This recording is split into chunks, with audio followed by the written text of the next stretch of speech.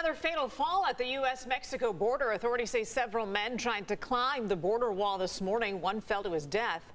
We just got these new images of the scene into our newsroom. CBS 8's Kelly Hessedal is at the border with what we've learned. Well, we are here in Otay Mesa along the border wall, and a short time ago we did get a statement from the U.S. Border Patrol confirming that a man died trying to climb the secondary border fence. So take a look at video shot shortly after law enforcement arrived here at the scene.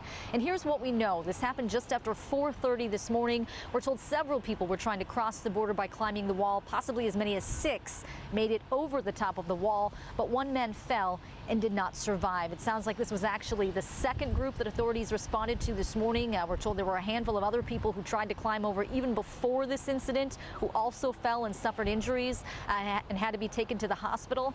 A lot of times we're told people make it over the first wall because they have help from others, but the second wall is harder to scale. And this morning it was raining, making it especially dangerous. Even when it's foggy, the walls get wet, they're slippery, people fall and get hurt. Now, a recent study by UC San Diego Health shows that since the height of the wall increased under the Trump administration, so did the number of border falls. Between 2016 and 2017, there were 67 trauma-related incidents due to falls at the border wall.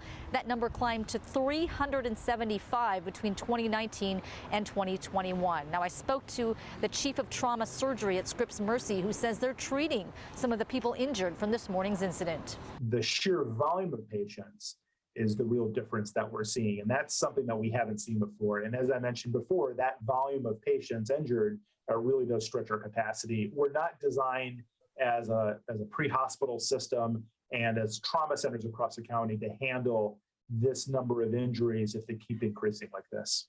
And so he's asking the government for help. He says they need funding for a dedicated operating room just to treat these patients. He says they see more now in 1 month than they have in previous years. He says the majority of patients they are seeing are males, but he says they are also seeing some pregnant females. Kelly Hessedal, CBS 8.